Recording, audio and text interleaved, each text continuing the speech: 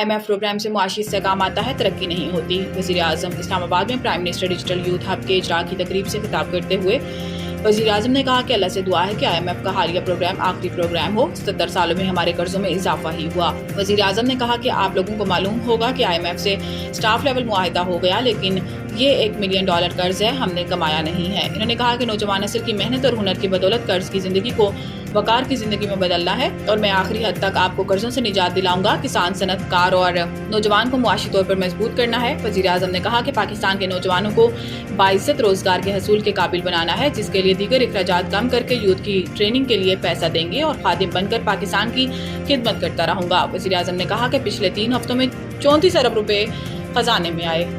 शरपसंद अनासिर बलोचिस्तान की अमन और तरक्की के दुश्मन हैं। वज़ीर आज़म सदर की गवादर हमले की मजम्मत। वज़ीर आज़म ने वाक़े में 6 अफराद के जाँ बहक होने पर गहरे दुख और रंज का इजहार करते हुए हदायत की है कि वाक़े की तहकीकात करके जिम्मेदारान का तयन और करार वाकई सजा यकीनी बनाई जाए। वज़ीर आज़म ने कहा कि शरपसंद अनासिर की मासूम लोगों के खिलाफ बुज़दिलाना कार्रवाइयाँ इनकी हैवानियत की वाज़ेह अक्कासी करती हैं। शरपसंद अनासिर के मुल्क दुश्मन अज़ाइम को कभी कामयाब नहीं होने देंगे। वज़ीर आज़म ने कहा कि मुझ समेत पूरी कौम को अपनी सिक्योरिटी फोर्सेज और कानून नाफिज करने वाले इदारों पर फख्र है।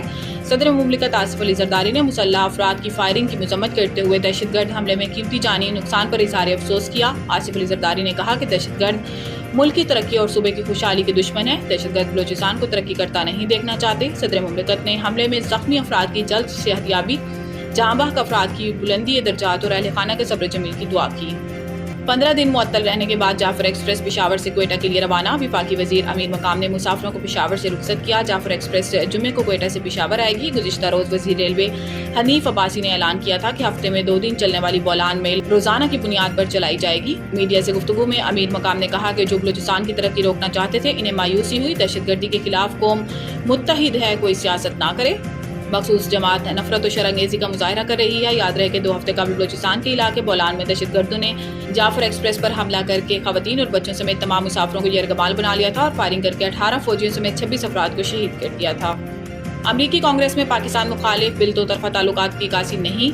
तर्जुमान दफ्तर खारजा अमरीका में पाकिस्तान के खिलाफ पेश होने वाला बिल पर रद्द अमल का इजहार करते हुए तर्जुमान दफ्तर खारजा शफकत अली खान का कहना था कि हम अमेरिका में पेश किए गए बिल से आगाह हैं। ये एक फर्द की जानिब से उठाया गया इक़दाम है। ये बिल पाकिस्तान और अमरीका के 2 तरफा ताल्लुकात की अक्कासी नहीं है। उम्मीद करते हैं कि अमरीकी कांग्रेस दोनों ममालिक के अच्छे ताल्लुकात के लिए इक़दाम करेगी। इन्होंने कहा कि पाकिस्तान की कमर्शियल कंपनियों पर अमरीका की जानिब से लगाई गई पाबंदियां एक तरफा हैं। ये पाबंदियां सबूतों के बगैर लगाई गई हैं।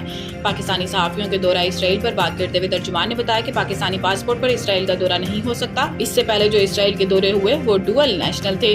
पाकिस्तान के इसराइल पर मौक़िफ़ में कोई तब्दीली नहीं आई।